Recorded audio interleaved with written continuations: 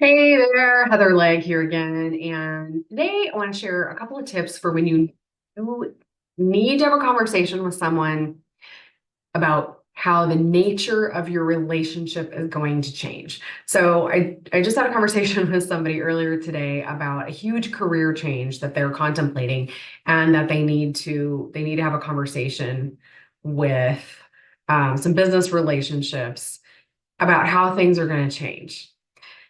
So really everything that I'm going to talk about here is I'm considering it from the business side of big changes to relationships, but almost everything could be applied to personal as well. So the first thing is recognizing that humans will have an emotional based response. So let's say it's a situation where you're telling your boss that you're gonna change jobs, right? Or you're gonna change careers. So it's a little different than like, hey, by the way, I'm leaving, going to our competition. Like, that's a very different conversation. One you're not going to want to get buy-in ahead of time. But if you're changing careers, or you're going to move somewhere, and you need to be able to bring that topic up, you want to consider how are they likely to react. So while it is actually impossible for any of us to be truly objective about our situation, we can put a pause on the emotions, think about it from their perspective. So think about who they are, how much you know them, put yourself in their shoes. There's a good reason there are a lot of cliches about this because it really is a good practice. It's a good way to be as a human being in many scenarios. Is to put yourself in the other person's shoes. How does this affect them? So maybe take a couple notes here and answer these questions for yourself. How will this affect them? What might they be afraid of? Okay, this is a big one.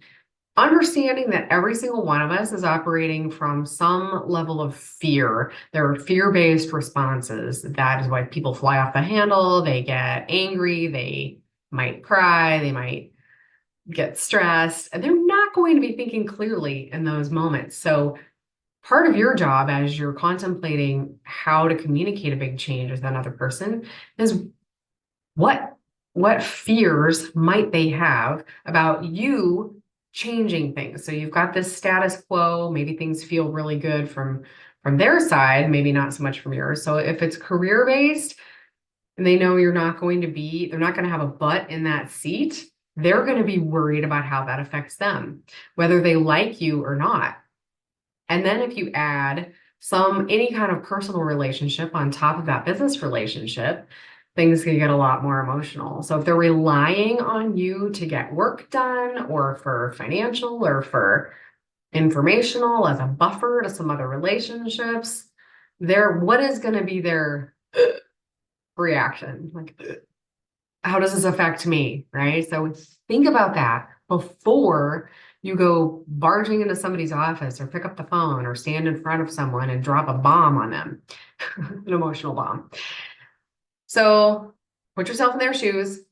Think about how they're going to feel. Think about how it affects them and think about what fears they might have. Then outline all of the positives for them. Because you might have to essentially sell it to them. You may ask them questions. What would you really love to see? Now that I've shared this news with you, what would you really love to see happen? In a span of time. And you can have a conversation about it versus dropping a bombshell. And then the last thing you should be communicating with them is how you feel and how it's good for you. So make sure you lead with what's good for them and how you want them to feel, how you want them to thrive, you want them to be successful, whether that's the company, the person, or whatever it is. And then when they ask, how's this good for you? What's this all about? You can say, well, I've been thinking about this for some time. Well, this is a shock. No, you haven't. I didn't know anything about it. I didn't want to alarm you, right? There are all kinds of having that calm, peaceful energy that you bring to the table, confident, firm. If you've already made your decision and you feel strongly about them not talking you out of anything, but you're concerned about it, practice. If you need help, contact me. I'd love to help you draft up some words, some specific phrases for yourself to prepare, to feel confident and calm about the conversation, about the decision, and about how things will be in the future, and everything will be fine. So I hope this is helpful. Thank you so much for tuning in, and I'll see you here next time.